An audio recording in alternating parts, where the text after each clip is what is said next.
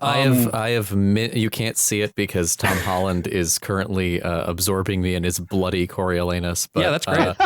There is I got See's candy lollipops that are mint cream. Oh, that is so California. But I can't. You can kind of see it if I just hold it right here before it. AJ, I do want to point out. I do want to point out that you said Tom Holland as Coriolanus. Oh, did I? I was really confused. I was like, I know he wanted to play Bond. He's already doing Coriolanus. Holy He's shit. the cutest little Coriolanus you'll ever meet. It's an all twink production of Coriolanus, exactly as the Romans would have done it. Yeah. Hell yeah, dude. So many possible worlds, but we got this one.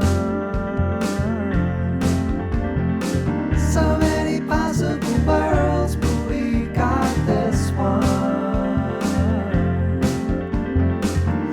Welcome to the worst of all possible worlds, the world's first and only all twink podcast.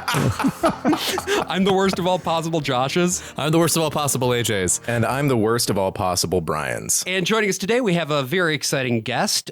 He is the studio design director at Obsidian Entertainment. You might know him from his games, including Fallout New Vegas, Pillars of Eternity, or Pillars of Eternity 2 Deadfire. Alternately, if you follow him on Twitter, you might know him from his beautiful vocal stylings. He is the one and only Josh Sawyer. Welcome to the podcast, Josh. Well, hello. Thanks for having me. The core of this episode is going to be The anus. The the core. anus. The core of the There we anus. go. Hey, got him. That's our first one. Pew pew. I like how you cut in. I was like, So many more to come. I was talking in the way that I was talking. I'm like spinning my wheels, trying to think of what to say next. So thank you for that, AJ. No, I was waiting for the anus. I joke. was really impressed with your live episode of No Cartridge, the one that you appeared at Caveat with that our Josh produced, and you talked about your background in theater. Yes. And so this was partly me being like, hey, you should email Josh and be like, hey, let's talk about theater on the podcast. Nice. Very good. Right. I don't actually get that many opportunities to talk about it. So Yeah, I feel like that seemed refreshing enough and not just like more conversation about New Vegas or something. Yeah. Although I'm sure that'll come up a little bit with the whole ancient Roman thing. Sure. And yeah, when we sort of went back and forth a little bit, and we went through a couple potential things to talk about. Mm-hmm. And I think, Josh, I believe you brought up the idea of talking about Coriolanus, right? Yeah, because I think we were chatting back and forth, and I had said maybe the Henriad or Right. the King, sorta. Which I really love. The Henriad, Henry V specifically, the Brana adaptation.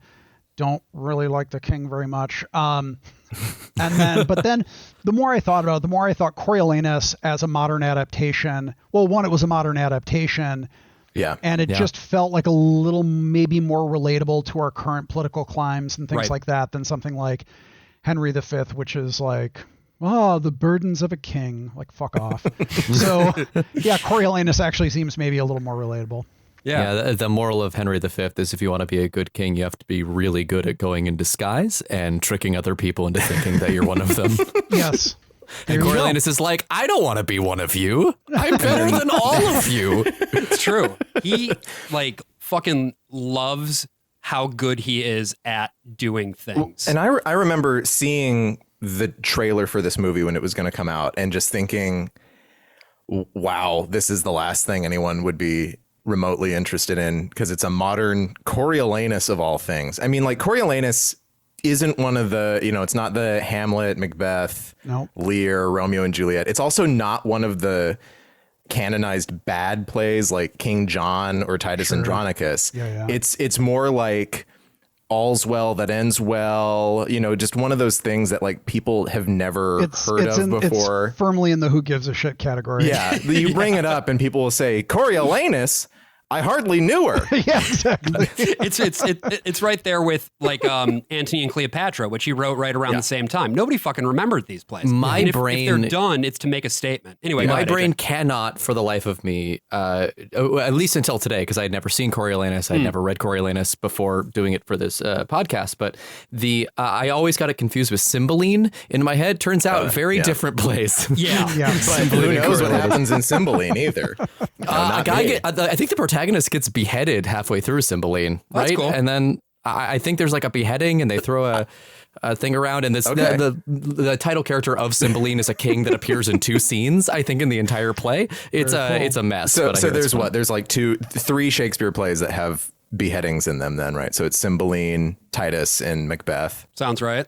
That sounds My mom I'm not an actually expert. saw Charlton Heston and Macbeth back in the 70s. Wow. He was putting on the production with Vanessa Redgrave, actually. That's who we'll crazy. be talking about in a bit. Yeah. In L.A. And at the end of the play, it was very Anglo-Saxon. You know, they had the whole head on the pike at the end of the play and trotted it around the stage. And my mom went to stage door with her friends from her class. And as he came out, he was in his jogging gear because he'd jog from the theater to his house every day. nice. And she just goes, "There he is," points across the room, runs over like the good Southern Baptist woman she is, shakes his hand vigorously and says, awesome. "Boy, your head looks great on your body." It's just a really normal thing to say to a guy. I love that. And he left Yeah. mere moments later. Yeah. He ran home. He did not jog home that night. He ran. Gotta get the speed up. But yeah, I mean, Coriolanus definitely not one of the more produced plays in the canon, but still one that has a lot of interest, both thematically and just as a play. And I also had not seen a production of Coriolanus. I had not seen an adaptation of Coriolanus. So this was also my first exposure to it. Josh, is this a play that you had done before or that you'd seen this adaptation before? I'm curious to hear about that from you. I had seen the film. I remember when I was in college, I like briefly read about it, but like, and I was like, yeah, doesn't seem like anybody's done anything with this in a while. And so, yeah, when I saw that Ralph Fiennes was doing an adaptation and I saw that it was modern, Yeah. I thought it was interesting. And then when I put off seeing it for a long time. And then when I actually watched it, I was like, this is pretty good. And Yeah. as far as I was concerned, I was like, I can see why this is not like the classics of Bill Shakespeare. But as far as ones that work well adapted into a modern setting, I was like, actually, I think this is a really good choice. So it stuck with me. And then when Josh and I started rapping about this, I was like, I think that would actually be a good topic. So, Well, basically, this was like Ralph Fiennes' passion project. It was his first movie that he ever directed, and he was encouraged to do it by one of the producers of The Constant Gardener. And he assembled sort of a team because, John Logan came on pretty early on. Ralph Fiennes pitched him on the idea, and then John Logan was like, yeah, no, I'm on board. I know exactly what to do with this, and like pumped out a script pretty quickly. And he Not wanted hard it to do when most of it's already written. Yeah, that's true. That's true. But I mean, man, He the does stuff a he very cut, good job it's- with the it's flow, a yeah. very good adaptation. This thing flies in a way that a lot of other Shakespeare adaptations I've seen just absolutely doesn't.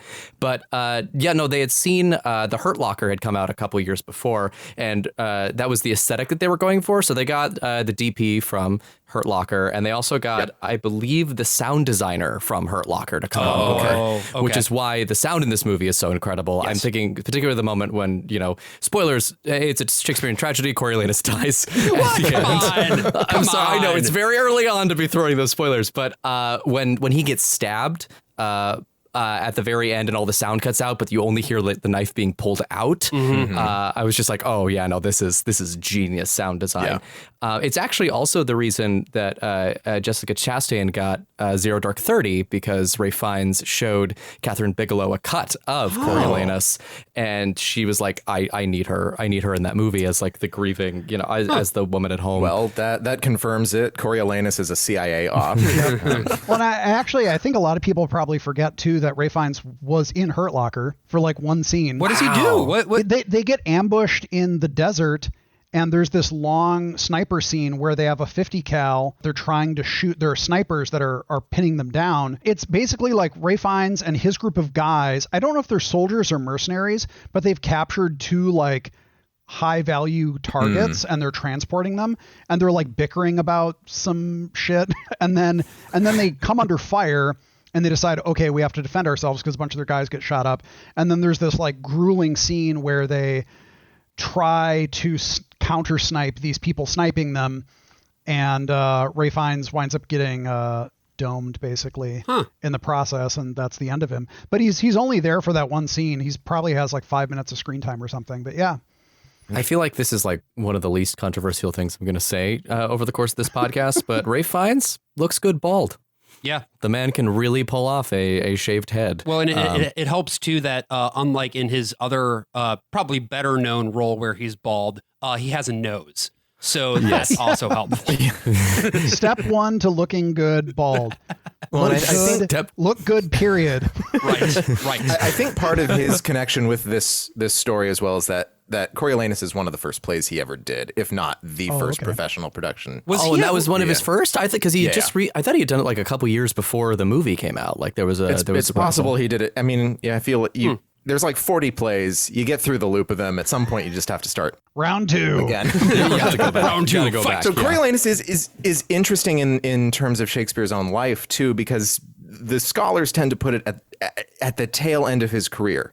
It's very possibly his last ever tragedy, and he finished it immediately after doing Antony and Cleopatra as well. Like this focus that he starts to get not just on Roman stories, because Titus Andronicus is a really early pastiche, as is Pericles? the Comedy of Errors. There's also Pericles, but Pericles is based We don't on talk about Pericles. Pericles is an English prose piece that Shakespeare probably did not write. It showed up in a folio that had 5 plays added to it, none of which we attribute to Shakespeare today, except for Pericles for some reason. Every time I open my complete works of Shakespeare to Pericles, it's just a blank page that just says, come on. People were doing it a lot in 2016 for some reason. Yeah, I don't know. remember that. There must be some Freudian element of people being afraid of Trump and then doing Pericles to cleanse themselves. And which brings us to the Trump administration. Everyone was doing modernized Shakespeare adaptations or talking about what should be the modernized Shakespeare adaptation to apply to Trump. And of course, the public got there first. We got the Shakespeare Julius in the Caesar. Park of Julius Caesar. And then Laura Loomer got up and disrupted it. You remember that? And Jack Posobiec was standing up in the stands as Laura Loomer's trying to run onto the stage shouting, "You're all Goebbels! That was the coolest. You are all Goebbels! You are all Nazis like Joseph Goebbels! This is Goebbels! You are all Goebbels!" Josh, do you remember that? Wasn't that the coolest fucking thing? No? Oh my God. That's the thing that launched Laura Loomer's sad short career. Wow. Yeah. That's crazy. It was so cool. We're talking about Laura Loomer, but that's crazy. A former guest on the podcast, David Armstrong, and my roommate. I thought you were going to say Laura Loomer. Laura Loomer, yes. Yeah, friend of the pod, Laura Loomer. Fun fact: she was one of the original 3, and then I replaced Laura. After AJ the is just incident in Laura the park. Loomer after yet another facial surgery. Exactly. Yeah, I'm incognito. Don't tell anyone. He worked the box office at the Public when they did Julius Caesar, and he had to field all the phone calls of people decrying them and saying that they are they were anti-American and that they were all going to hell and like cool.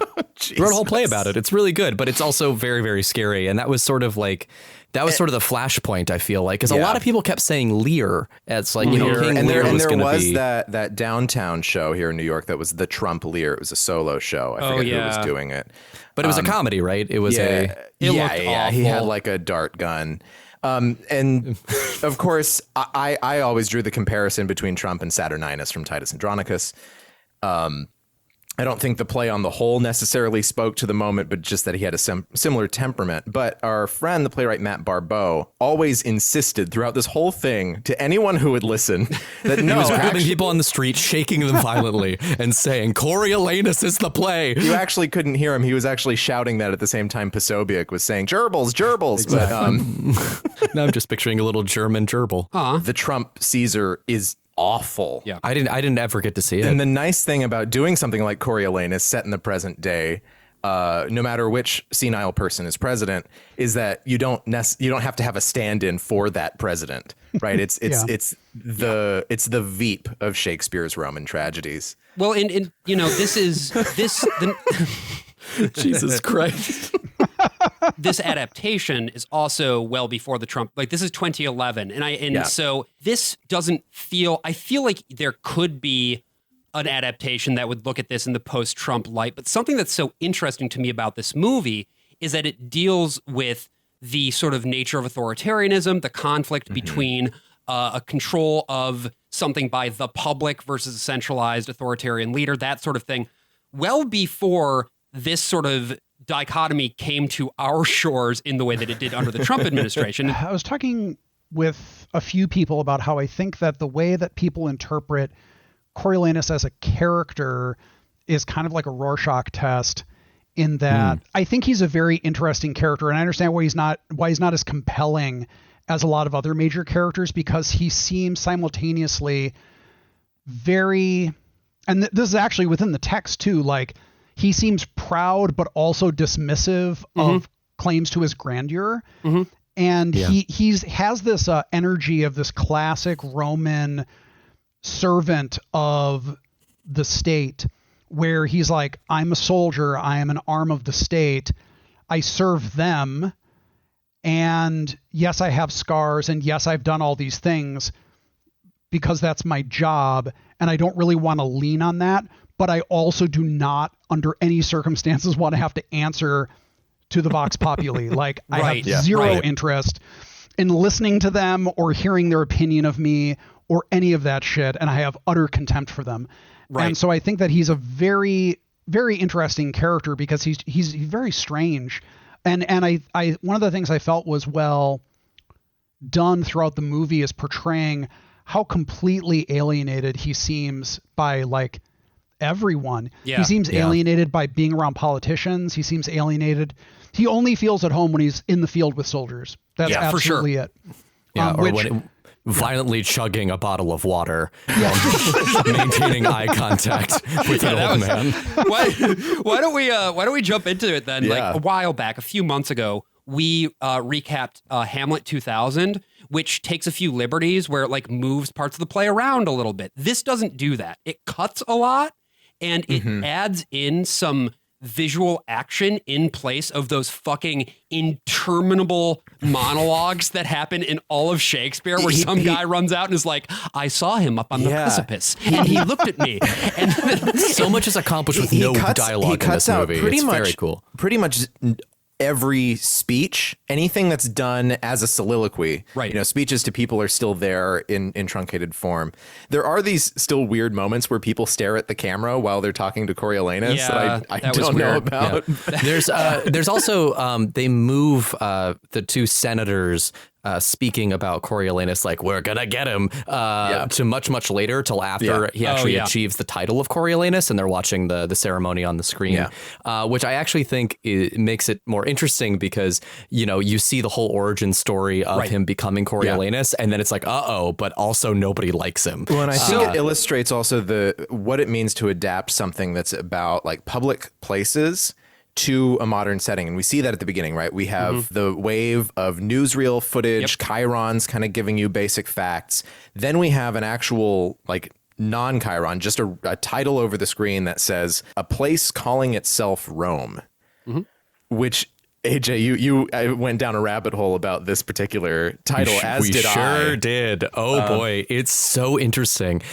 So that is actually a reference to an Osborne play that was never produced. John Osborne was a playwright. He wrote Look Back in Anger, Flashpoint moment in British theater. The angry young men movement. He also found his way in sort of the British pseudo new wave. He wrote the Tom Jones screenplay. And he considered himself to be the Coriolanus of British theater, in that he was exiled for being too angry in his description. So he wrote a play. The National commissioned him to write a play that was an adaptation of Coriolanus, and he wrote it entitled it A Place Calling Itself Rome. And when was this, AJ? This was, 70s. I believe, the 70s. Yeah. And the National just refused to produce it. So it was never produced. But a lot of the stuff that this movie does takes its cues from that play. Interesting. You can't find a PDF of it anywhere online. I read the first 16 pages because that's what the British Archive has uploaded. They gave it a first run publication back in the 70s, and I don't think it's ever had another edition since then. And it's a shame, because it's really interesting and really cool. The first scene is Coriolanus and his wife in bed, and it's Coriolanus waking up from a nightmare and then just like dream journaling, but he's like monologuing at the audience, and it's all this just like weird, like expressionistic dialogue, and like there's this like, I don't know, you're inside of his like emotional state in a way that I feel like the original text you really don't get that often. And so with Coriolanus, the Shakespeare play, we open with sort of like the opening of Julius Caesar. We have a big angry crowd bustling about. And then these people specifically are hungry and calling for some change. Yeah. There's graffiti that says "fuck the rules." Yes. In the movie, we see this sort of left-wing insurgent syndicate meeting in a meeting room before then heading out. I thought it was really interesting visually, and I'm curious to hear the rest of you guys sort of what this reminded you of. A book club. I felt like the visual language of this protest and sort of these people and what they were doing reminded me specifically of the Seattle, when there was the WTO summit in '99 in Seattle, and there was just these crowds and this massive humanity. And like, if you are somebody who is, I guess, of the left, I feel like you immediately find this crowd to be sympathetic, which is interesting because that's not necessarily the point. You know what I mean? Yeah. That's not necessarily what you're supposed to do. Josh, what was your read on that? I did not. I did not view them as sympathetic because they came certain people in the group seemed sympathetic, but there was, and throughout the film, I can't remember the names of the two specific characters. It's the man and the woman who are recurringly shown as kind of like de facto leaders, are shown in turns to be somewhat conniving and opportunistic. Which the people around them pretty much seem to be straightforward and genuine in their desires and aims. Those two characters appear to be they appear to scheme as much as the senators. For sure. And so in the early scenes, because she's calling for his death. I don't know. Yeah, actually, I think right away she's calling for his death. Pretty much, yeah. Which is how the play opens. It's everyone just being like, "Fuck you." Yeah, and so it was kind of one of these things where I felt like, sure, absent any other context clues, if people are hungry and starving, then obviously you can sympathize with people rioting for bread. But those leaders come across as much more cynical. Sure. I think because of that, I viewed them somewhat left, especially if you're supposed to be contrasting them with the authoritarian. Like I wasn't like, these are leftists. They're not pinkos, right? Exactly. Well, in the New York Times review of this movie, Manola Dargis, who I think is a wonderful critic, who we do not have the same sense of comedy at all. She gave Year One, that Jack Black film, the New York Times critics pick, and I will never forgive her for that, because I went to see that movie and had to suffer through Michael Cera and Jack Black shenanigans, I guess, in medieval times. But she says that the language lives as do the people who are present enough that it's almost a surprise that no one brandishes that timely protest sign, Occupy Rome. And thank God. No one had a sign that said Occupy Rome. But Lord. I think that's sort of like the closest analogy in the movie. I definitely saw a little bit of like Baader Meinhof, like those groups that would meet in Germany and then like slowly plot things where they'd blow off a banker's legs or something. Like this syndicate meeting and then heading out into the crowd and then mobilizing that crowd rather than a crowd gathering in the streets and mobilizing itself. Right. Whether that necessarily reads as left, it certainly reads as the contemporary way that would actually happen. I think that's a really good point, Brian, that like this is very clearly not a spontaneous sort of uprising. This is something that has been organized in a very specific way to achieve a very specific result. And what ends up happening then is that this group of people march up to the grain depot and they're like, we want bread. We want bread. And the way that chant starts is great, though, because it's when it goes, bread. And then someone else just goes like, bread. They start sort of hitting things against the chain link fence. It reminded me of a TikTok that I saw, which is Hank Green and a bunch of other people. And it became like a trend where you go, bread, and do a thumbs up. We'll see if we can splice in audio from that Hank later Green on. was in the crowd, actually. He was one of the He was one of the people of Rome in this movie. So alongside this crowd, then we have Brian Cox, who is playing the character Menenius, and he's sort of a senator. That one was nice because you could actually see his name on the screen. Yes. He's a senator who is just kind of trying to keep it all together. He really wants to try it's to do... Arrested Development. Yeah, he's unlike in, say, Succession, Brian Cox's character in this is very much a sympathetic character. Very unnerving, actually. The whole time I'm just like, why is Hannibal being so nice? Right. But he's trying to do well by everybody because he has sort of this, like, I think, old-timey sense of, I don't know if you want to call it like noblesse oblige or like just the sort of like thing of trying to do right by all of the different people and maintain the balance of power in such a way that everybody kind of gets what is hopefully best for them. A true believer in the system. Exactly. That's a good way of so putting then it. this is when we meet Ralph Fiennes, not as Coriolanus, not yet. Not yet. But as Caius Marcius. Yes. And he comes out with the police and puts down this protest. Yep. They roll in an APC, some riot cops. They do the thing. And this is where it really started reminding me of like the Seattle protests and those kinds of protests was the way that they quashed it. We need to take a moment just to talk about how good Ralph Fiennes is in this movie. Like I was riveted at every single phrasing that he did. I've never seen a Shakespearean performance where I understood the language as clearly as I did with Ralph Fiennes. He hits the end of the line beautifully and makes every point. It makes sure like no sentence is too run on. Like he nails like every single hitting beat. the end of the line in this particular play is also really tricky because most of the big speeches, a lot of the dialogue in this play ends halfway across the line, gets interrupted and starts. Then the next speech starts at the halfway point of that line. You don't see that a ton in Shakespeare, but you do in Coriolanus. Well, he's entering his jazz period, Shakespeare at this point. Right. This is where we start. Yeah. This leads us to like the Winter's Tale. This is his Sergeant Pepper era. You get a sense that, again, he's a soldier and doing this sort of duty is just an aggravation to him.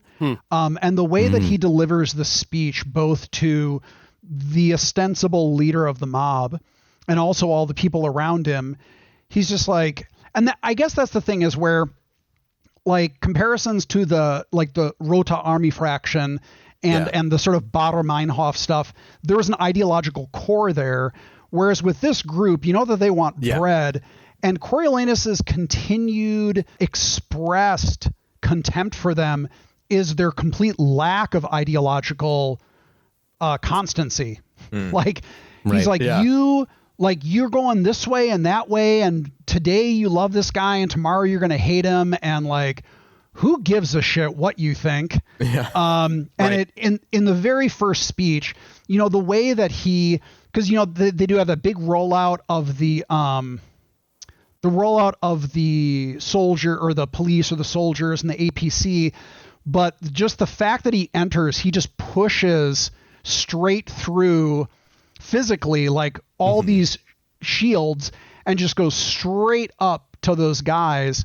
And this is something that continues. And I mean, one thing I thought was interesting is that obviously there's a sense of, you know, in the old world of the military leaders that are at the vanguard.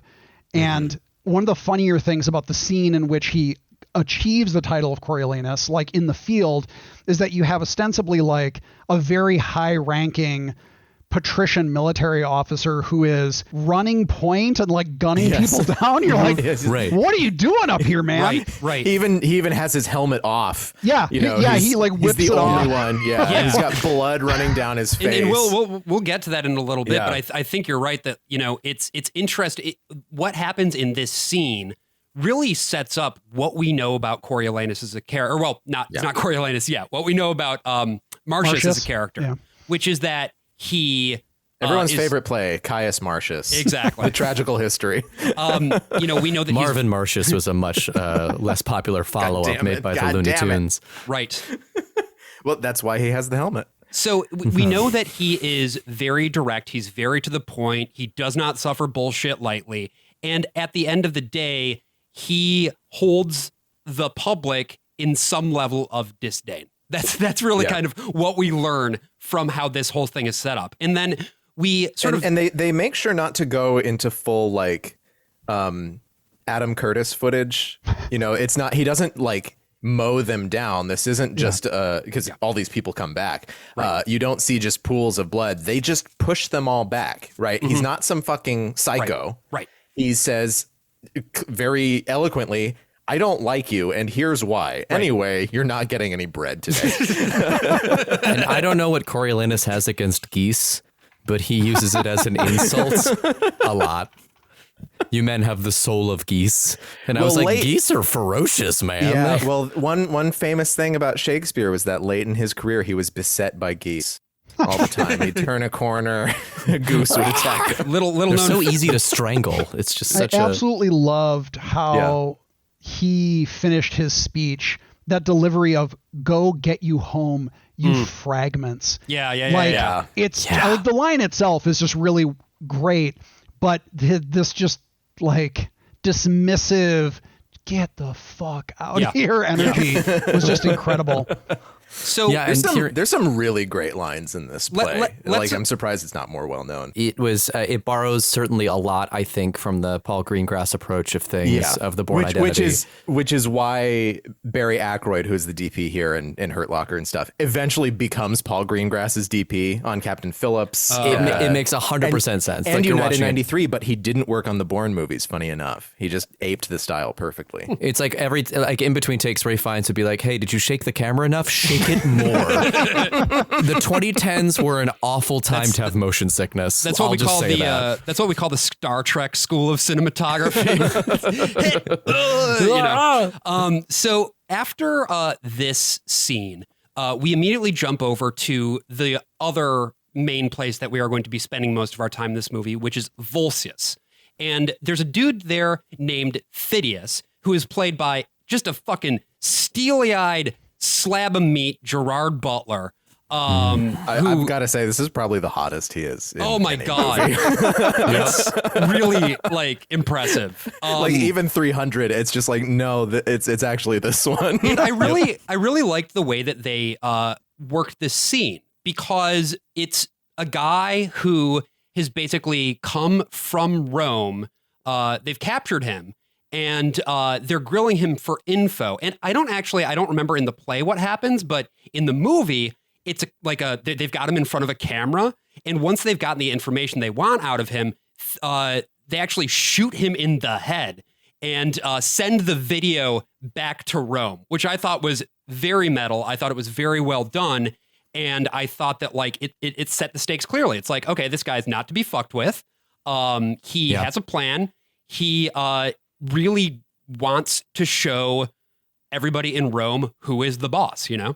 Yeah, and it's also, there's something very kind of improvisational about him killing the soldier, too, that I really loved. He's the soldier says basically, you know, we're at peace now, but they say like one little thing could like set everything off. And Phidias, who's Gerard Butler's character, says, "Oh, one little thing, huh? You mean like killing you?" And bam, like just blows his brains out. And it's just like, so this guy is merciless. He's very tactful, and Coriolanus wants to smooch him very, very hard. And we see this as a series of, you know, Hurt Locker Zero Dark 30 style combat scenes, which, like we were saying earlier, normally would just be represented by interminable soliloquies of somebody standing on a hill and telling you what is happening for the most part. Well, and as we're getting into the battlefield, we then cut away to Volumnia and Virgilia, Vanessa Redgrave and Jessica Chastain playing his mother and his wife, respectively. This is the one thing I knew from Coriolanus in school. This is the story that everyone has about this play and Shakespeare, is that when people do Coriolanus, they always try to cut this scene. But then they find out that the whole reason that scene is there is so you can get your actor into his armor. And if you cut the scene, you can't get Coriolanus in his armor. Really? Oh, I love that. That's so technical, but I that's interesting. But it also works. The scene actually is fine, at least in the movie. Maybe not in the play. I think that, like, from my perspective at least, and I'll be curious to hear what you think, Josh. But I think that this scene sets up something that pays off later on. Oh, absolutely, 100%. Yeah. I mean, it's maybe the moral of Coriolanus. Mom bad. Yeah, I really feel like there's a lot of tone setting about Volumnia and her. Like, I feel like it's nice that Virgilia and Jessica Chastain gets more screen time, even though really she doesn't have that many lines in the end. It's cool that there's more space given to her character and kind of like what she has to deal with. But in terms of as a driving force throughout the movie, and ultimately the cause of the tragedy of Coriolanus is his mother.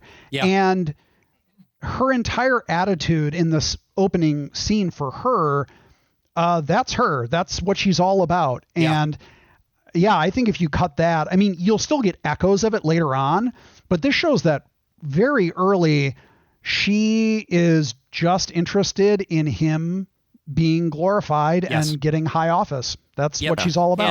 And in the And way also his sex life. True. Yeah. In the way that Just this Vanessa Redgrave and Tommy Wiseau's hair saying, so anyway, Coriolanus, how was your sex life? Well, I always think about like how Shakespeare was trying to write things and sort of, pitching them to the monarch, right? And at this point, James I has been king for a little while now. Macbeth was obviously written to appeal to his paranoia around witches, which was apparently ill-calibrated because that play was then not done very much in Shakespeare's lifetime after the freak him first out time too it was much? done in court. Yeah. That's funny. Too many witches. Oh, well. And I liked it, but too many witches. That was Manola Dargis's review So of I Macbeth wonder as well. if like these later Jacobean era plays where he's writing about bad mothers is also trying to pitch to King James a little bit. Interesting. In the content of the I mean, that's why scene- Gerard Butler's in there, right? You have a Scotsman yes. representing James. The content of That's the right. scene He was a big then, fan of Gerard Butler specifically.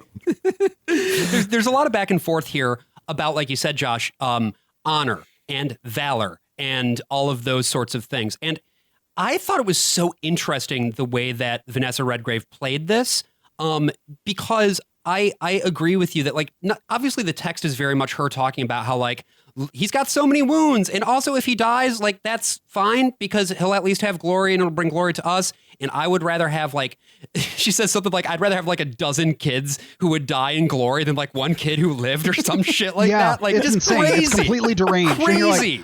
wow, cool mom. Yeah. And in the way that she plays And I it. think it's interesting too. Coriolanus has 25 scars at the beginning of this play. Right. And in the same, in a similar or a parallel idea, when Titus Andronicus comes home at the beginning of his play, he has 25 dead sons. He had a lot of kids. Who knows why? Because Coriolanus killed all of his sons. Each And he one got of a them got scar in for one each one. hit Yeah. against Coriolanus before they died. Oh, the Shakespeare Cinematic Universe. Let's go. The SCU. Dark Universe 2. We're going. God, We're doing it. no, please. This is like, this is the in this era, if you say anything, it will manifest, and I do not want that to happen. Coriolanus about to be stabbed. A portal opens. Out walks Bottom the Weaver saying, "We gotta go."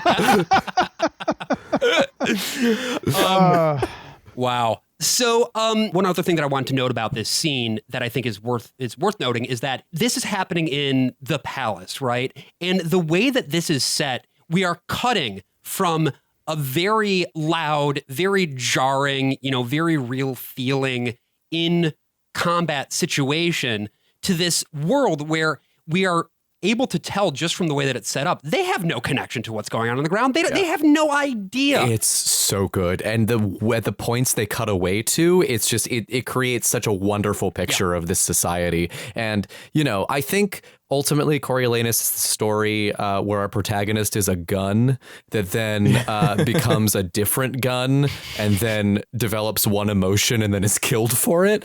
It is really wonderful to see him in his element and how out of his element he seems when he is in like the highfalutin mansions and like expected to have some sort of civility. So a couple more things then that happen, after they have this conversation, Daddy Roy shows up. Hereafter, I'm going to refer to Menenius as Logan Roy, and if you don't like it, you can deal with it. I was promised Daddy Roy. Daddy Roy. Can we refer to him as Daddy Roy? We can refer to him as Daddy Roy. If you don't like it, you can say, fuck off, god damn it. That was one thing that I was really sad about was that Menenius never said, go on.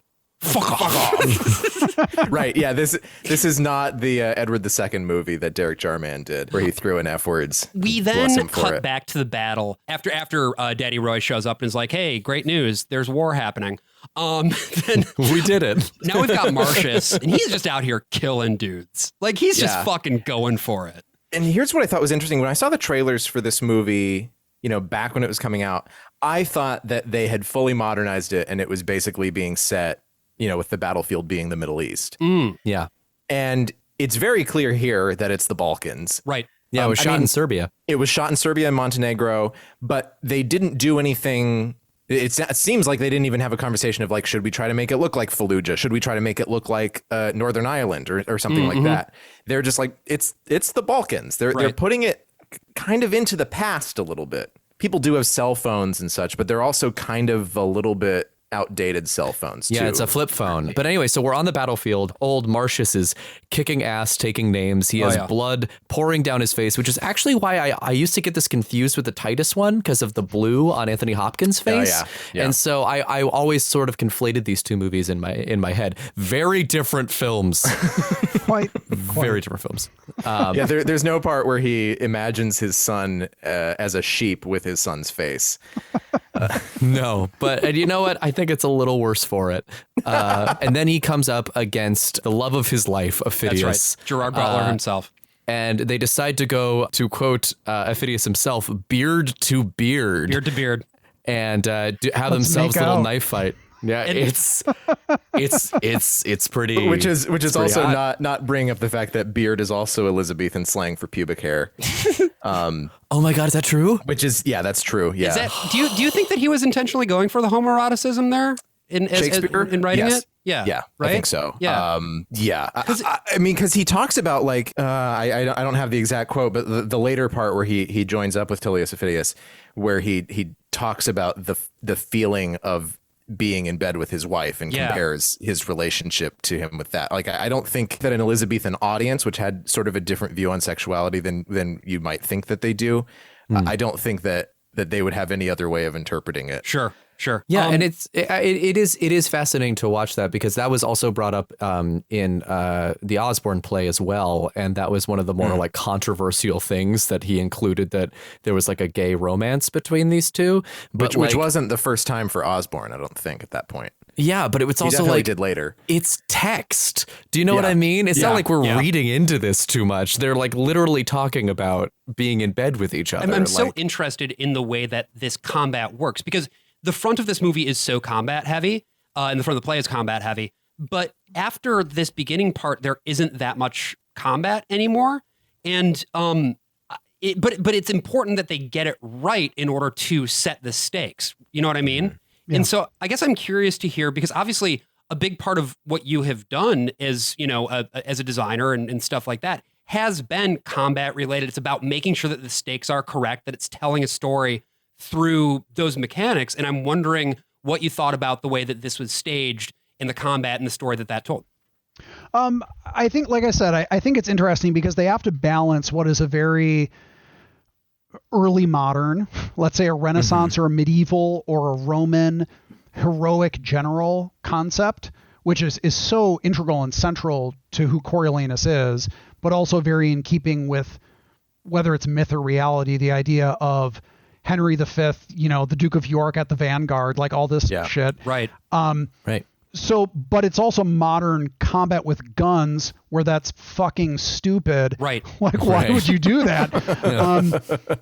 And so I think, and when I was watching it, I was kind of laughing a little bit because I was like, why is this guy up here? But in the back of my mind, I'm like, well, they gotta do it this way. They can't have this dude like calling in an airstrike from a hill like 10 miles away. Like, come on, he's gotta be in the thick of it. And, I thought that they did a really good job of it. And I think that because they had already established this, whatever it is, the relationship between Ophidius and Marcius, the idea of them coming in and like, going knife to knife, well, I'm like, sure, okay, I buy this. Like, these guys are just like, we're going to go at it. And again, like, he needed to be really heroic because when he comes back, they're like, shit, dude, you just earned cool guy title #1. Holy crap. Like, you're getting the key to the city.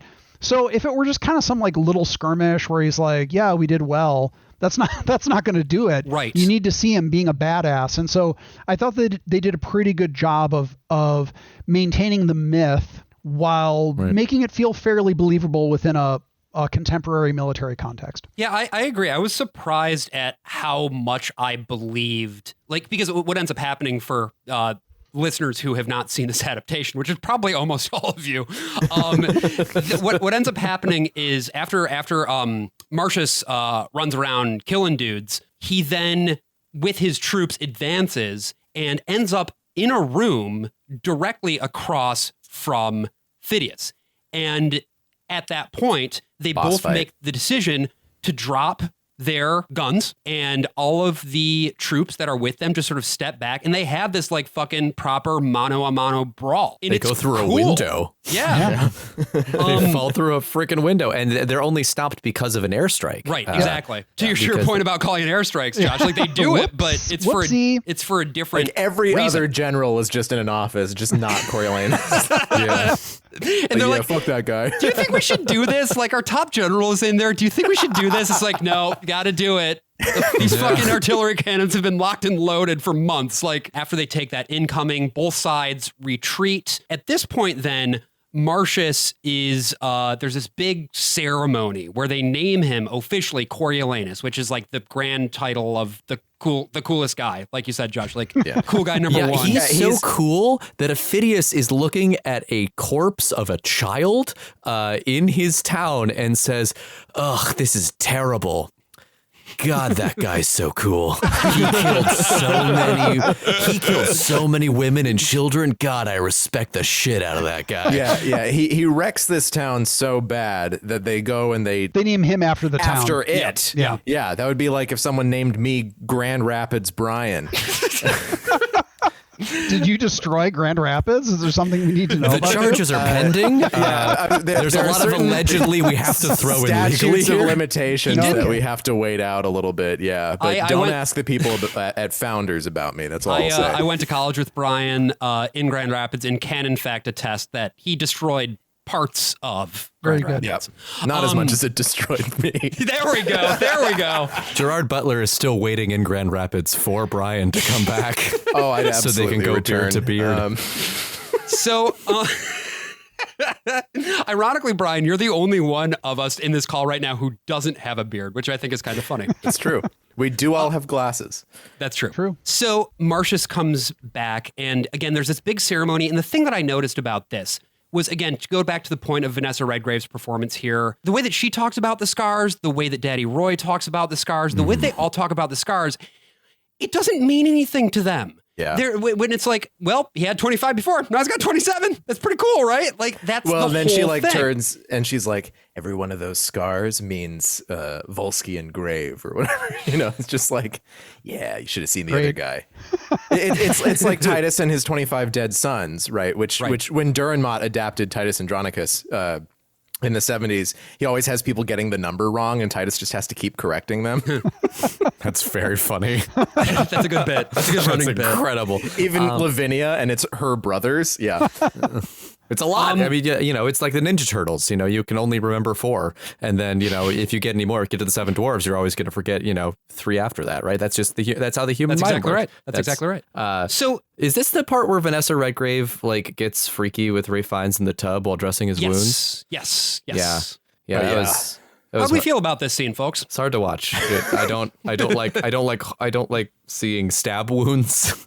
That was rough. Is it? I can't remember because there were a few scenes like this, but is it where we have Jessica Chastain is like going around doing stuff within the house and kind of like being mom wife? Yes. And then she opens the door and is like, "Oh, sorry, I interrupted, mom." Yeah. Fucking tending the wounds. Yeah. I'll come back later. Like, what is going on? But it's also like some low-key horny energy going on there, too. It's Like, very they lean into weird. the Oedipal thing. Like, she very much as the wife is like, okay. But it's like, this is one of the things I've had to accept a long time ago, and we don't talk about it. Yeah. That's what I think is interesting, is it again, it clearly shows that Coriolanus' mother really has the key female influence and hold in his life, not his wife. It's not his wife doing this stuff. She's kind of like, well, I'm doing what I can, but when it comes to really who matters to him, it's his mother. Yeah. It's an interesting thing, too, because maybe this is a bit of a tangent, but the way that women are portrayed in Shakespeare's plays is always so interesting. except for when it's not, but usually it's interesting. Because like Shakespeare wrote really, relatively speaking for the time, complex female characters. I would not say that the characters of, and you're going to have to help me with the names again on them. Let me fucking find Jessica Chastain and Vanessa Volumnia and Virgilia. Volumnia and Virgilia, yeah. is his Rolls wife, off the tongue, Virgilia. Which I guess is him referencing I don't remember if her name is actually Virgilia in any of the history. I think he just might be making a Virgil reference. I think he just made it up, yeah. But for Volumnia? Volumnia. Volumnia. Hell yeah. You'd She expect her to be, contains volumes. you would expect her to be larger with that kind of a name. I wouldn't say that Volumnia and Virgilia they're certainly not among the best female characters that Shakespeare has written by any stretch of the imagination, but they do have clear and specific intentions, and they both sort of have their thing that they're trying to do. And for Virgilia, well, actually, which one is which? The wife is Virgilia. Virgilia wants to be the good wife. She wants to raise her son. She wants to set a good example, you know, very She much like wants to have a British accent. And she wants to have a almost British gets accent. Whereas Volumnia wants to, I don't know, what would you say her motivations are, Josh? Oh, she wants her son to be raised to the highest position that he can be. She wants glory for her family and her name and her line. And that glory can be him coming back dead, which she makes clear. Right. Right. And she's okay with, she's like, With She his has, shield she has an okay. heir. She has a grandson. Right, So like right. no big whoop. We'll just hand it off to the next one. Yeah. him being, you know, attaining a title and a position. Yeah. In and of itself, it's just because it's glory. And I think also Virgilia, you do get the sense, at least ostensibly, that she wants Coriolanus to be okay. Mm-hmm. Yeah. Like she wants Marcius. She wants her husband. Like she cares about her husband. I never really get the sense that Volumnia really cares about her son outside of him as an engine for the glory of the family at any point. What he represents as opposed to who he is. Exactly. I do wonder For if sure. like she would actually want to be a warrior. Like if that was a custom of the time, if she would have actually gone to war. I in think Coriolanus' place, that's a or pretty is- astute assessment considering where we see her towards the end. Yeah. In her uniform. Which we'll get to. Yeah. But that was an interesting costuming choice. I agree. Yeah. So after this whole situation happens, after Marcius has been named Coriolanus, it's happily ever after, right? He he's goes doing on great. and Everything's fine. It's fantastic. But What happens next, though, is that a bunch of people now want him to run for consul. Yeah. They want him to be sort of the leader of Rome. And he doesn't really want to do this, but they just kind of like make him do it. And a big part of the I guess part of what becoming consul entails is that there's two things. First of all, he has to go to the Senate, and the Senate has to approve him, and then he has to go to the people, and there's sort of like an assembly of the people who have to. He has to attain the will of the plebeians, Right. in order So- to ascend his position. The first thing that happens is he goes to the Senate. And there's another guy who gives a big speech about like what went down. Coriolanus doesn't actually want to hear about what happened to him because it is not fun. It's not cool. He doesn't like in more of his conversations that he has with these senators too, he hates them, right? This is Shakespeare doing the deer hunter now. You know, he's come back home, everything else just feels fake. And everyone around him is so complacent. And especially for where he is, they're all these incredibly powerful people who feed off of warfare and feed off of the people that he saw die in the field. And off of his 27 scars now. He doesn't like this. He doesn't want to be a part of it. He's been such a soldier that he was a soldier from childhood, right? He was since he could draw a sword. Yeah. And this is not a life that he has any preparation for whatsoever. And this is like where the movie just like dabbles and never fully commits to Coriolanus having PTSD because he's standing in the hallway outside listening to his war crimes basically being listed. And a janitor walks by and the sound of the janitor's wheels is just a little bit louder. And it looks like Coriolanus is about to go into like a panic attack. And then the speech ends and he's able to walk back inside. But it's like, it's just that one brief moment of, oh, maybe there is like an internal life inside of this human weapon that I think is very brilliantly utilized. I wish we would have seen like maybe one or two more scenes of that, of just him on the verge of actually feeling something and being like, no. Because boy, howdy, does he not feel anything but anger for the next 30 minutes of this film. Yeah, and really then what happens from here on out is, like you said, a lot of anger. Because the Senate is like, yep, great, he's Coriolanus, we love him, cool, and now he's going to be consul. He goes and talks to an assembly of the people. This is the second time now that we have met the people after the initial grain riot. And he doesn't want to talk to the people about his wounds or show them off. And everybody wants him to show off his wounds. A parallel to the big central scene in Julius Caesar, right? Where rhetoric sways the masses one way and then another. Yes. Except this also has another shift because he goes out there, people are booing him and heckling him. And he gets up there and he just starts talking to people individually. Then he talks in front of them and he gets everybody on his side. But his speech is not great. No. Nope. Like, he's not good at this. This play he's has not a very natural. low opinion of the people, I think. Which I think is so interesting. A lot of Shakespeare's plays have very low opinions of people. Absolutely. Yeah, he was an elitist, right? But like, Oh, he's a monarchist. I think that. Yeah, I mean, he's just most definitely. He's a medieval, or I'm sorry, early modern Englishman. Oh God, who let that professor in here? Renaissance. That tiny little professor. I don't know, like, Josh, what did you notice about like the way that this sort of whole scene plays out and how it flips back and forth? Because I thought it was kind of weird, but also kind of interesting. Yeah, I thought it was. I thought it was weird, and again, I could see that.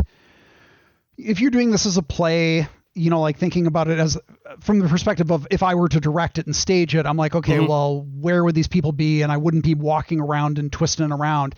But it's set in a market, like an actual market. And so he does these kind of like weaving asides with individual people. Like there's the big guy who I guess the implication is supposed to be that maybe he's an ex-soldier or something. But he says to him like, hey, dude, look, if you want to see my scars, I'll show you my scars, but not here. Like, we can go off. And the guy's like, okay, cool. And so it's interesting because normally what would be sort of just spoken kind of around the stage to people so that the whole audience could hear it becomes his attempts at doing these more intimate conversations to one by one kind of warm people up. And then he gives his speech, and yeah, you're right. He's not good at this. And I think what ultimately wins them over is they're like, well, he seems earnest. Yeah, his heart's in the right place. They're like, he's kind of seems I could get a straight beer with him.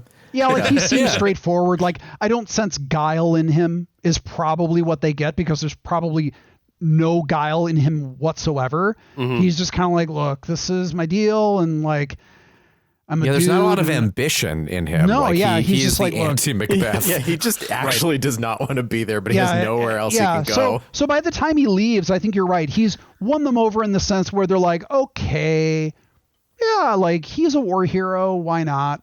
Yeah, they get caught up. They get caught up in the moment. You know, other people are cheering, so they cheer too. And then immediately the other two senators come out, and I wrote their names down somewhere. Sinius, I think, is one of them. Sicinius and something else. Junius. Oh, no, it's Brutus. It's Sicinius and Brutus. Yeah, Sicinius Velutus and Junius Brutus. Sorry, I can't not use the classical pronunciation of Brutus. And so, of course, Brutus is the ancestor of the Brutus who will then conspire against Julius Caesar. They're actually the same guy. And he is this. And he is a descendant of, I think he might actually just be the son, because this is early Republic. So he would be a very close descendant of the Brutus who helped found the Republic, the husband of Lucretia. And they get up there and they're like, yeah, but did he show you his scars? How do you even know they're real? Somehow everything hinges on the scar thing. Which was one thing where I get it. I get that it's necessary for the construction of the plot. Yeah. This, for me, didn't quite work in the context of this movie because it seemed just a little bit too silly, if that makes sense. Scars on his face. No, Josh, the Roman people needed Coriolanus to show whole. I mean, yeah. Full hole. Full hole. And so then Ray Fiennes goes up and goatsies the crowd, and then he becomes the dictator, and he's fine. Everything's great. What actually happens is Marcia's basically then, once the crowd starts turning against him, he just kind of flips out. And he's like, actually, fuck all y'all. I hate you. And suck my fucking nuts. Like, and the public let him know that they say, okay, well then let's just kill him. Like they flip so quickly. Like, it gets real bad. This guy can be the ruler of us. He can be the council. Right over to nope. He needs to fucking die. Look, if I can't see that glorious Coriolanus hole, then we just gotta kill this guy. Corey Holane. Thank you. Josh, thank you so much for coming on. I feel like we need to see his corial rectum. Damn near killed him. I mean, he damn near killed a lot of people. That's really good, Brian. Yeah. Oh boy, there's been a lot of back and forth. There's a lot of back and forth in this section of just like the people, them being like, the people love him, they hate him, and then everyone being like, okay, well, Coriolanus has to go on a daytime talk show, I guess, and convince everyone that he's good and that he loves them all while he's being booed. Jon Snow, the famous British newscaster, makes his dramatic acting debut in this film. He hadn't ever done that before. He hadn't played himself in another movie. No, really? And he had never played a dramatic role. Well, I think it's because he's not playing Jon Snow. He's playing a newscaster. He's playing Jon Snow, though. But he's playing Jon Snow. But his actual work, like his actual Shakespeare, was really good. It's like, so solid. good. Yeah. I was so upset how good it was. This man it's just it's like. They all get taught that at boarding school. I'm sure. What did you think about the daytime TV set where they decide Coriolanus' future? Like as a scene, it's one thing, but how did you feel about like the way that they set this up and executed it? Coriolanus on Maury, yeah.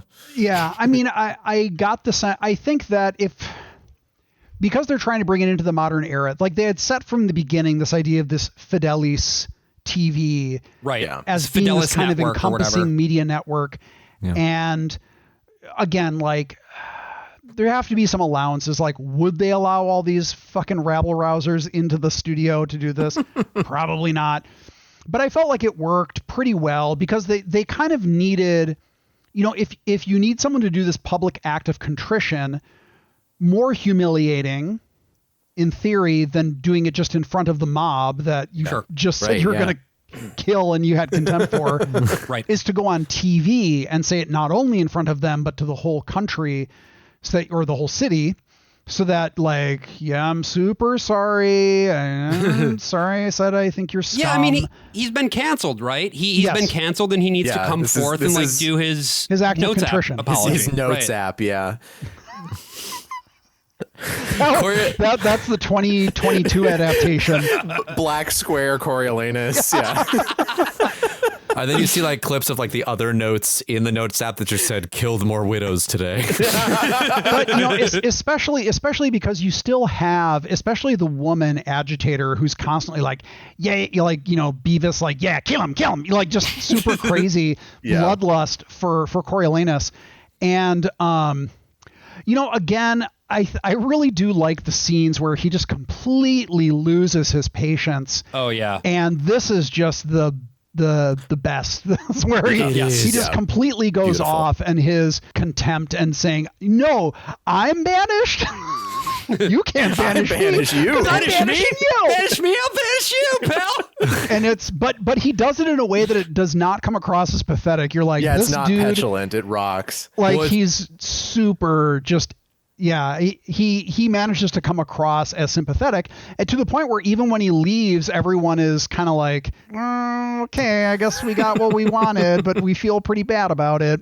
Right. Yeah. I was just like, they're all gonna die. Like I see that man screaming at them. I'm like, we've seen him in battle, and I'm like, this like tissue paper to this robot man. Well, in the way that scene is edited too, with the angles and in the quick cuts, definitely recalls the battle from earlier.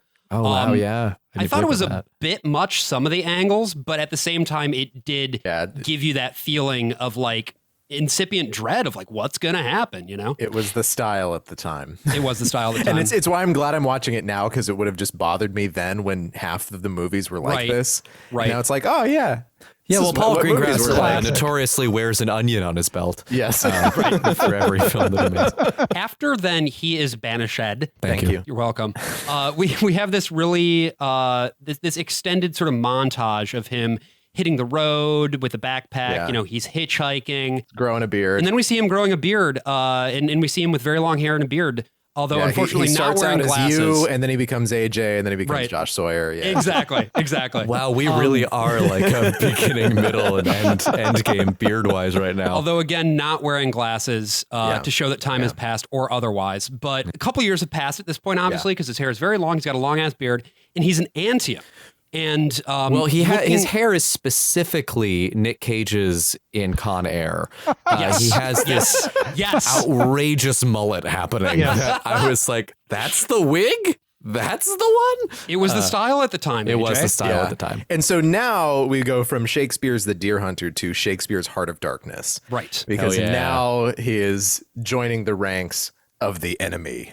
And what we see is that Phidias is like walking around, and everybody loves him. Like, which also Coriolanus is definitely low key jelly of that. Yeah. He's right. Ophidius he's a warlord. He is a leader. He is not just a fighter. He knows how to play the people and also run a state, while Coriolanus has no idea how to do that second part. Right, All he right. is a man of the battlefield. Marcius is able to tail Phidias back to his compound and comes in and busts in and is like, hey, you know who I am? And fucking Phidias is just blank, which I loved. I love the way he played this, where it was just straight up. He didn't even act like he was a little bit, had even the slightest idea. Because I think some people would have played it that way, where they've been like, I don't know. But he's like, yeah, I don't know, dude. Look, I see a lot of people. I've gotten in knife fights with a lot of people. And Marcius is like, no, dude, like, it's me. I'm the guy who tried to kill you. And if you want to just kill me I'm now. the guy who sucks. Yeah. And plus I got depression. He's like, yeah, if you want to kill me, fucking go for it. I really don't have much left to live for. It doesn't really matter one way or the other, but like, if you want me, I'm here for you, baby. Yeah. And, then, they kiss. Always Be My Baby blares in the background on Exactly. the soundtrack. That's not true, but it is. I'm going to edit that. And then they have this great Jewish wedding scene where they're carrying a barber's chair. Yeah, I don't know what that was through all the about. ground. So it's interesting. So what happens, because there's this cult of masculinity thing that goes on, because the first thing that happens is lovingly, tenderly, Ophidius cradles his head and shaves his head. Right. Getting all that. Can't do it himself. Ophidius does it. But after he does that, then all of the other soldiers eventually, like the barber chair thing, it's like they start inducting these people into this cult of Coriolanus. They're imitating him. They're not imitating Ophidius anymore. They're cutting their hair to look like him. They're shaving their hair to look like him. That, I think, was the beginning of when you start to see Ophidius go like, I don't know if it was such a great idea to let this dude become a super powerful leader in my group. Yeah, it's seeds for his downfall begin, I think, at that exact moment. When you get that Olive Garden commercial moment with sorry, when Ophidius is walking in the street and he's like, hey, what's up? And he walks up to a dinner table like, hey, everybody, it's your buddy Ophidius. We're going to have a big family dinner. Yeah, Antium. When you hear your family. I killed your exactly. husband. And that's his vibes, his ability to kind of move, because he's a soldier, but he's a man of the people and all this other stuff. But then Coriolanus, as previously stated, is not a man of the people. He is a soldier. And actually, going way back to the first battle, there's that scene where everyone's down in the fucking dumps. It's bad news bears, and we're not going to be able to win. Right. And he gives that speech, and he's like, let's fucking go. And nobody goes with him. And then, and then they slowly raise their hands, and he says, make you a sword of me, and runs off. And so he has that esprit de corps. Yeah. That ultimate esprit de corps where people are like, yeah, this dude is the fucking ultimate warrior. And so once he gets in there and they have that, the other thing that's good, and not to spoil, but the way that Ophidius cradles his head while shaving his head gets echoed at the very end of the movie. Oh, I didn't notice that. That is cool. You better go back and watch that, buddy. Who let that tiny professor back in here? He cradles his head in the same way at the end of the movie. And so setting that up as that, like, there's a high level of trust there and care and tenderness between them. Because the thing is, those scenes with the men and the chair and everything, there are no civilians around. Right. These are all just soldiers. And so again, we have Coriolanus back in his element as king soldier. Yeah. And everyone starts imitating him. And so it's like, oh, shit. I think you're right, Josh, too, that like that's his superpower, right? Oh, yeah. That esprit de corps thing. That's his fundamental thing that nobody else is able to do. Yeah. And on the balance, when you compare like all of his stats, like Phidias's build is overall OP. Let's RPG right? this. Yeah. Exactly. Let's game it out. No, you know what I'm saying though? Like he definitely would be a higher quality build overall, but more versatile. Whereas Coriolanus like put all of his points into strength And speech. and He passes the rhetoric Specifically checks. battlefield leadership. That's it. exactly. Killing and battlefield leadership. I mean, it really, like, to esprit de corps, when you said that, it reminded me of Disco Elysium. Yeah, it's like it's that actual thing. It's that stat check. Yes. It's understanding the bond and just how to tap into that. And when he's not What in he that really element, needed was a couple points in Inland Empire. exactly. So it's pretty interesting because recently I was reading about Landsknecht, who are the mercenaries of the Holy Roman Empire, which is, not quite contemporary, but a little bit earlier than this play would have been written. When soldiers stayed in towns, they stayed in people's residences. It was like bad and shitty, and there's a lot of fighting, and the civilians fucking hated them. And once they started saying, no, house them, go away. You are in a thing called a barracks, and you're a soldier, and you hang out with soldiers, and they're all men, and you can't have a ton of prostitutes here and like fucking dudes gambling with you. It's just soldiers and just men.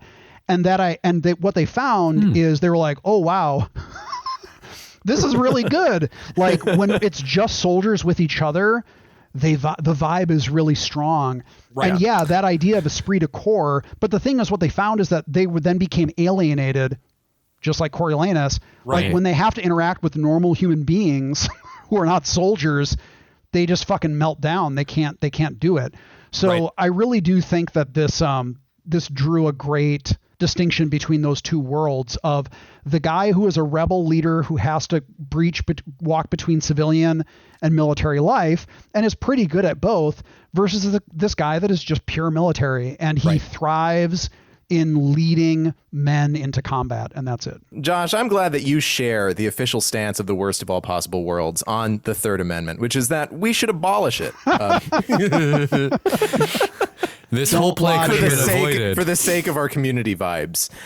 Hell yeah. Speaking of good vibes, things are going pretty good for Coriolanus and his crew and all of their vibes. It's so much so that, it's getting the people in Rome a little worried about this whole thing. And Jon Snow announces that Coriolanus has joined up with Rome's sworn enemy and is coming to the gates and that everyone should be very worried. So they send Daddy Roy to speak with Coriolanus because they knew that they had sort of a rapport. Brian Cox walks in and there's just a bunch of bald men facing away from him as he has to like push them aside. Any one of them could be Coriolanus. They all know he's coming and they're all just intentionally standing in his way. Pushing them aside like in Hitman when you're walking through a crowd of people and you're just kind of like... It's the inverse of Hitman because he has hair and everyone around him doesn't. Right, exactly. True. Everybody else is 47. But he finally makes his way to the front and Coriolanus is sitting like a badass on a tiny little chair. Yeah. Loves that barber chair, dude. He loves that barber chair. It's a regular Sweeney Todd. John Logan wrote both. Yes, he did. Wow. And Star Trek Nemesis. Well, there we go. Oh, he wrote Star Trek Nemesis? That movie was so bad. And The Last Samurai. And Daddy Roy's mission to Marcius doesn't work out. Like, it just nothing happens. And he gets sent back Yeah, I home. mean, it's literally, it's just, he's talking to a wall. There isn't Yeah. even a moment where he's leading him on or anything. It's just, nope, bye. And he says this line as he's getting into his limo. There is no more mercy in him than there is milk in a male tiger. Yeah. Which Brian Cox delivers with the flourish of a grand Shakespearean actor. He's so good in this movie. And this is the untimely end of him, right? Yeah, he kills him. He goes down the road on his wrist, and he turns out to be more an antique Roman than a Dane, and he slits his wrist by the river. Yeah. And so Vanessa Redgrave then decides that the only way that they're going to actually save Rome is that Marcius needs moms. Right. There we go. And so they go, and they fuck you. Of all of the scenes in this movie, in this adaptation, this is definitely the one that has the least cuts in the text. Like this actually, like, all of a sudden the pace slows down to like Shakespeare pace. Yeah, I think you're right. Like, it did feel the least edited, and it felt very drawn out. I feel in some ways, whether or not it literally needed to be this length, it certainly could not be rushed.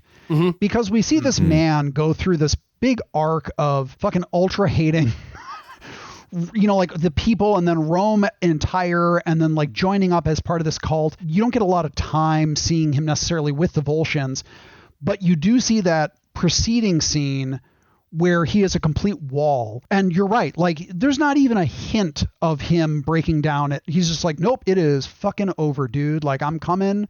That's it. So for it to even be plausible that he would let his mother get under his skin, there needs to be that time of her working him down to that point. Otherwise, it feels like a really bizarre heel turn where you're like, what?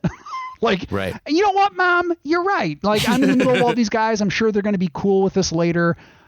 You're right. I'm just going to give it up. It did feel conspicuously long pacing wise, but like you said, I do think that you need the space to make it feel plausible from a character perspective. So yeah, I did think it was interesting. I thought the pacing was interesting. I think Vanessa Redgrave did a great job of being fucking super shitty. By the way, so this is like friend of a friend type of stuff, but it's completely plausible I've heard stories like this from all over.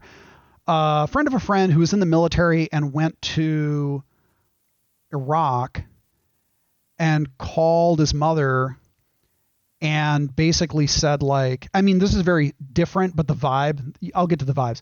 He basically was crying and he was like, I can't be here. I can't do this. And he's like an 18-year-old or something like that, or 19. Sure. And his mom was like, you are not going to shame your family. Oh, wow. Like, she just said, like, you're going to shame me. You're going to come back and everyone in our town is going to know that you are a coward and that you gave up and wouldn't fight for your country.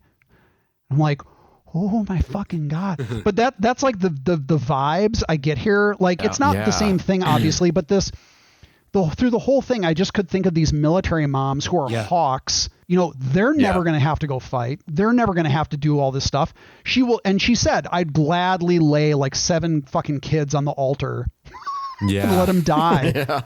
Sure. Why not? Like, no problem. Because the thing is, how could she not know that in the end, the Volscians are just going to fucking kill her son? Right. But this is the only way that she can get, safety for Rome. And then, like you said, her costuming toward the end, you're like, ooh, baby. Yeah. Like, you got a sweet position in all this. Well, exactly. She kind of gets to have her cake and eat it too. Yeah. And I mean, the grandson is already, at least as it revealed in this scene, he's already like, I'll go away and I will come back and I will fight you, Dad. Yeah. He's like, I'm not afraid of anything. He's already on the path. She plays all of her angles here too. Yep. And that's, I think, part of why they couldn't really cut very much of this speech, because it's written in such a way where she knows his most fundamental weaknesses. And so she has to hit those different points of attack in order for it to work. Yeah, and it's also that, the Roman people turn on a dime, right? But Coriolanus, it takes time to convince him that he was wrong. Right. And that's what makes him different and, better than the Roman people in Shakespeare's opinion, is just that he is so steadfast that it takes, his mother's evil manipulations to finally like make him feel things. Also her definitely taking a stance like she's about to blow him. Yeah. at one point. That was weird. She was That was With weird. his time. wife and his son, and then that one other lady standing back there. I didn't love that. So he is convinced to sign a peace treaty with Rome. And Gerard Butler's just standing there like, dude, By the way, fucking what? I loved at the end of this scene his delivery, where there's a line where it's where there's something along the lines of like, wasn't that a moving speech? And he was like, yeah, it was really great. Like the way that he said it. And to be clear, like, it's not just that he's convinced, he breaks down. Like, Right. Yeah. Coriolanus like breaks down. He He is goes broken full by ba- his mother. Full on, like, back to being a baby is the Yes. note that I took down. Yeah. Yep. He says that he describes his emotions as if like a storm is finally broken or like a dam, like, and you see like Ralph Fiennes just absolutely break down and sob in front of his mother, which is such an interesting note that we have not seen from him in the entire film. And it's adds such an interesting color. And then, he goes and he signs the peace treaty, and Gerard Butler is very upset about that and decides to have one last beer to beard with him, where he in fact sends a whole bunch of his men to kill him for him, basically. Yeah. It's shot on this open highway. It's like this dismal, sad gas station that Coriolanus is just stabbed to death by a large number of his old followers. And then, Aufidius delivers the final blow. And I think they actually should have kissed in that moment. They get he did penetrate him. Yeah, but still, I think it also could have drawn a little bit of a Judas Iscariot thing, but like, just like a... Sure. Yeah. Doesn't even have to be a sexy kiss. It No, can just no, be no, like not at all. It's already sexy. I mean, so it should be a sexy kiss. But. and then they should make out. Tiny Professor, you are too horny tonight. Get out of here. It's me, the tiny professor. Back again. I did think it was interesting that so again, it is shown that basically every person of power really is a conniver ultimately, because again, there's the scene prior to Coriolanus coming back where Aufidius and his right hand dude are like, this guy's got to go. Like, he's gotta, and it's not. Yeah, they're already working their angles on him, and then it just turns out they don't need to. It's a very practical thing. Like, they're not. They actually, the way that they talk about it before he gets there privately is like, he's too big. Like, we got to get rid of him. The way that he talks about it in front of the other men is, you betrayed us. But that is not the way that they're talking about it before he comes. So again, we have this sense of private conspiratorial conversations where people are duplicitous and, like, basically shitty and not true. And throughout all of this, Coriolanus is, whether good or bad, is the only character that's really shown to be pretty straightforward in everything that he says, and he doesn't connive with, and he hates conniving. Right. I did also really like that. You're right. Like, he sends a bunch of dudes so he gets around with a bunch of guys. Yep. Aufidius gets a bunch of guys around him. And he's like, yeah, you betrayed us and you did all this shit. And he's like, and you basically are a piece of garbage. And Coriolanus, like, even though he clearly knows he's about to be stabbed to fucking death, he's like, are you fucking kidding me? And he just goes off and he's like, and he calls him boy. He's like, I did this, boy. Like, I fucking kicked your ass here, boy. Like, I took this whole city. Eat shit. Fuck you. And like, just straight into his face. And Aufidius is like, yeah, get him. Like, he doesn't even say, oh yeah, I'm going to fight you beard to beard again. He's like, no, dudes, get him. Yeah. Well, I think part of he it gets is his last insult in by not calling him Coriolanus. Yes. Yeah, I like that. Yeah, he refers to him by his old name. I think that some of this comes back to the idea of honor, though. From Phidias' perspective, at least, I think that Coriolanus doing what he did in the way that he did it was supremely dishonorable. He basically, like, betrayed fundamentally his entire constitution, all of the stuff that he said that he stood for, all the stuff that he came to him in the first place for, right? Like, the whole idea was, I have nothing to live for anymore other than, revenge. And this is the thing that drives me now. And I think between the sort of romantic relationship that the two of them have and the things that they are both fundamentally committed to, which are these ideas, again, that permeate this play and movie of valor and sticking to one's guns for better or for worse, regardless of what happens. And for him to just fold like that in front of his fucking mom, you know, that's it's intolerable. Yeah. And so if he had perhaps fought and let's say that he was forced to surrender in battle, maybe he still would have had to die, but it could have been a situation where Phillies would have been willing to stab him and go beard to beard with him one last time. You know what I mean? Yeah. Or Right. like, Well, but they also didn't get Rome, right? Right, Phineas, Right. all those people wanted was Rome back. Right, Yeah, so- And he fucking Lucy'd the football from him at the very Right, last right, moment. right. So you have this person who was part of Rome, wasn't a man of the people, didn't really care for the people, went out, fought another group of people, kicked their asses, caused a lot of damage, came back home, said, I really don't like it here, and goes to the people that he defeated and is like, yeah, I'll join you now, and then says, no, I don't like this either. Right. Because my mom talked to me. Right, right.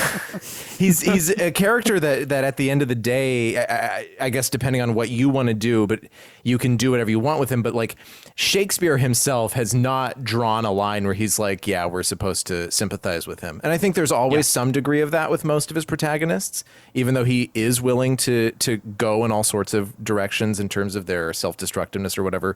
And with Coriolanus, he's like, no, here's a guy just flipping back and forth. Yeah. To which I think now we can flip back and forth to our little break, and we'll come right back. It's a great pivot, Brian. Terrible Well pivot. done. All right, folks, if you want more of this episode, we go into the actual history of Coriolanus, such as it is, and continued discussion about this play and how it applies to the world as we know it today. Go on over to our Patreon. Anyway, we are a listener-supported podcast. That is right. We are here only because of the wonderful support we get from our patrons at Patreon. And they include Aeneas Hemphill, Andrew Kilroy, Ari Rodriguez, Ben Ferber, Benjamin R. Alford, Bill, Bruce, Corby, Daryl Henderson, Davis Van de Steek, Dominic Rocco, Dominic Russo, Earl Reynolds, M. Jarrett, Grace Owenby, Ian, JV, Nate Netzley, Nell Johnson, Octavia Immersive, Olivia Hernandez, Scott M., Tank, Tony Diddy, Trevor Strunk, what a hell of a way to die, with a very special thank you to Ashley Stoneman, Dara Swisher, Hannah White, Nikola Donov, Silverbear 909, and Timmy Sexton.